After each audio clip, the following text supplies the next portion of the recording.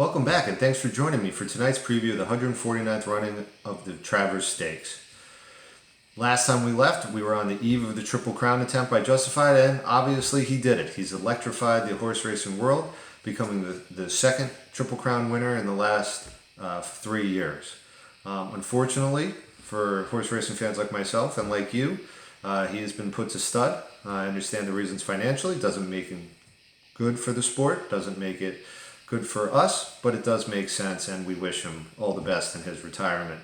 The Travers, the Midsummer Derby, Saratoga's biggest event, unquestionably horse racing's biggest event during the summer.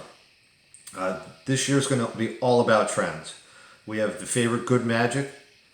He had a dominating Haskell performance, but no Haskell winner has gone on to win the Travers in 20 years. The last one was Coronado's Quest, which was 1998. We have Wonder Godot, who looks to become the first filly to win the Travers since 1915. It's 103 years. Now we know the Curse of Apollo fell this year. That was 136. So maybe one of these two trends will fall as well. For those of you who are new to us, what we're going to do is we're going to run through all 11 entrants of the race. Then we're going to give you the winner, and then we're going to tell you how to make some money doing that. Tonight we are presented by MaxActionSports.com, home of the internet's only money-back guarantee. Can't lose, right? You pay for some picks. If they don't turn a profit, you get all your money back, 100%. I don't know how they do it over there, but they do, and they are lights out. I believe they're plus 35 units for the past 2 weeks. So they've been raking in piles of cash, as they call it. And that was, once again, it's MaxActionSports.com. Without further ado, let's hop right into it with the number one horse on the rail. You got Trigger Warning, 30-1. He stepped up in class in his last race in the Ohio Derby. Finished a pretty decent third. He was within a length of the winner. He had another good second in the Indiana Derby. This is a step up above both of them. He's proven that he has talent. How much, we just don't know yet. 30-1 is an interesting price for a horse who has shown that he can run and run above his perceived ability. Number 2, Wonder Godot. She's going to be the horse everybody's talking about at the track. She's the horse everybody loves. Human interest, not really, but human interest being, can a filly beat the boys? I personally love it. I love it when they go against them. It does play a little in the paddock, especially with 3-year-olds. They can be precocious, if we want to call it that. It'll be interesting to see. Certainly something to keep your eye on if she's segregated, if she's nervous, if she's neighing a lot. We'll take a look at that. What I don't love about her is her price, 5-1. I think she has a great chance to win this race. I don't think 5-1 is a fair price for her, and I think it's going to be even lower. At that level, it just does not justify a bet. Gronkowski, boy, this is his first race back since absolutely shocking everybody in the Belmont. Jose Ortiz was his jockey in that race. He had a perfectly timed close on the long stretch at Big Sandy. It was a thrilling finish. I don't think he was ever going to get there. I think Justify had that race won. But boy, that was great to see a big black colt streaking down the stretch and put a little pressure on him. Saratoga's a different track, tighter turns, not as long a stretch. 4-1's a short price for a horse we still really don't know all that much about. Probably get a little worse. Albany area does have a lot of Red Sox and Patriots fans, so you got to figure the price is going to bet down a little. Plus, he's a strapping colt. He looks great. He's going to look great up there in the late summer sun, so he is going to get bet down. I personally I don't think his odds are going to justify it, but I do think the race sets up for him with a lot of early speed and a lot of pressure. I think he might be closing hard, and I think he might jump into a place or show scenario, and he does have a chance to win as well. Bravazzo, he was 3 back of Good Magic in the Haskell. It was a non-competitive third. I mean, that's really what Bravazzo is. He's non-competitive. I called him Mr. Z in a couple videos back. He might be Mr. Z. He might get one of those grade 1 wins somewhere down the road. I mean, Lucas is going to keep entering him. He seems like a healthy horse. It seems like a durable horse. And are you going to get paid when he hits it? Yeah, he is, but it might be 20 races down the road, and you lost on those other 19. It's just, I'm not willing to play the guessing game with him. This is certainly not a field where I think it shapes up for him either. Vino Rosso, look, he was a Derby future of mine. It's probably why I keep looking for a reason to like him. But it's time to face facts. The truth is, he's just not a very good horse. He's a middling, probably grade 3 winner. He ran into a lucky woodwind in a soft field, bad track. He did nothing in the Jim Dandy, and I expect him to do nothing again. It hurts to say that, but I just don't see it in him anymore. Mastermind, 30-1. I think I know what Steve Asmussen is doing here, especially with the jockey pick of Franco, who's a speed jockey, likes to get to the front.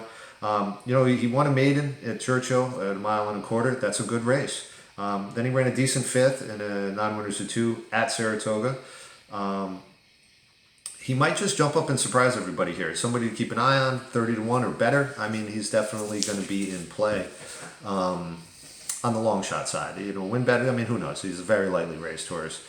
This is a very tough field, so I don't expect him to win, but I do expect value to be there. The 7-horse King Zachary, he's one of 4 Curlins in this race. I mean, Curlin as a sire has exploded. Used to be able to get him for under 100,000. Now his stud fee is 150,000. Look, King Zachary is like the 4th Curlin in this race, talent-wise, and he won the Matt Winn Stakes. Ran a disappointing 4th in the Indiana Derby. You can maybe toss that out. Maybe he doesn't like shipping. That could be a problem. He is training exceptionally well. Dale Romans might be pushing him a little harder than some of these other trainers are pushing theirs, which is why he's firing bullets. 15-1 is enticing, but he's down on my list. No matter how high those odds go, I think there's better options there. Trigger Warning being one of them. Mendelssohn, I don't know about him. I mean, he lost to an impossibly sold Firenze Fire in his last time out in the Dwyer. Now, I will tell you this. Firenze Fire is running in the Dwyer, he's running in the Alan Jerkins in the 6th race at Saratoga. If he comes out and demolishes that field, then maybe you move Mendelssohn up a little and that loss doesn't look as bad. If he does not, then that loss is terrible and you can just toss him right out, which you probably should do anyways, but that is maybe a measuring stick for you. 9, Good Magic. Look, he showed us how fast he is in that Haskell. It was an absolute demolition of the field. Not a great field, but he could have won by 10. He could have won by 15 lengths if he tried. He's fresh. He's coming in. We know he's tough. Preakness proved just how tough he is and how good he is. 2-1's a short price. He is the best horse in the field, and he's the best 3-year-old in training at this time. Tenfold. Look, another son of Curlin, hard charging one. He won the Jim Dandy in a stalking position. Before that, he'd been closing in the pace. To me, he is a clear step below his half brother and Good Magic, but he's won on this track and he's won from a variety of positions in his career, which this race is going to make you win from. Give you the opportunity to win from a different variety of positions on the track. He should have plenty of pace to run into if he chooses to go that route. If he looks to go early, I think that's going to spell trouble for him, and I think that's when Gronkowski is really going to have a nice chance. If his odds hold, he's a definite win, play, show possibility. If his odds go down, we might be looking at a pass.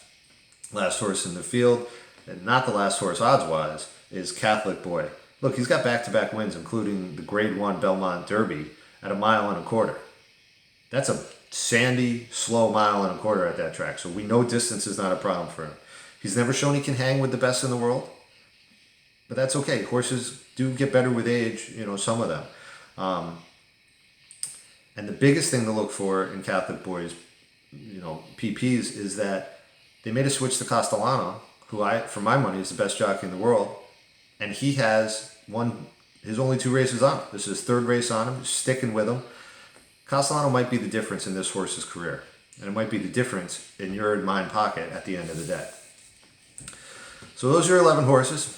It's a wonderfully diverse field. It should be a great race to watch, and it is a great race to bet. There's money to be made all over the track, and there's money to be made all over this race. So I'm going to give you the prediction. I'm going to tell you what color the canoe is going to be painted. And that, my friends, is green and purple, the colors of Good Magic. He's the best horse in the field. The 20-year streak, curse, whatever you want to call it, of Coronado's quest ends. Good Magic showed us just how good he is, and I think he will continue to show us just how good he is. 2-to-1's a fair price if it holds for the best horse in the field.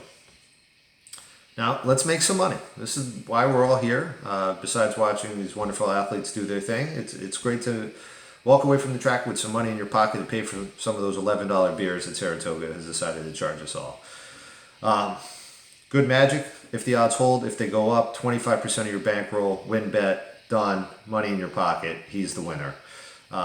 Mastermind and Trigger Warning, they both warrant small win and show bets. Take out the place, it's not going to pay that much anyways. Show's going to give you some insurance there. Tenfold, if odds hold, is a medium win play show bet. Go across the board. He has a chance to do anything in this race, but I do think he will be there at the end.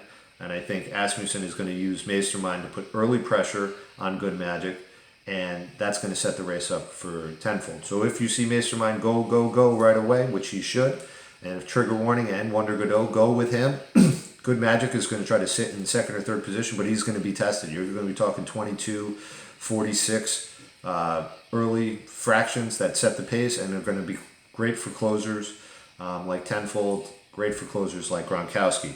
So we're going to do a huge Zach the Box, 20, 10, whatever you're comfortable with. Good Magic, Gronkowski, tenfold. You use those three in the Zach the Box, make it as big as you're comfortable with, and that should hit for you big time. Catholic Boy, if his odds go up, which I think they will, about 10-1, we're going to do a 10% bankroll win bet. He's got a great chance. Don't know too much about him, okay, against top field like this, but I do think his talent, and I think Castellano being 2 for 2 on him warrants exactly that. A 10% bankroll bet, 10-1 or better. That's going to put a lot of money in your pocket if he does in fact win. So once again, this video, a full write-up on all 13 races for Saratoga, can be found over at maxactionsports.com, home of the internet's only money-back guarantee. Turn a profit or get your money back. For maxactionsports.com and myself, remember, if you don't bet, you can't win. Thanks for joining me, and good luck up in historic Saratoga, New York.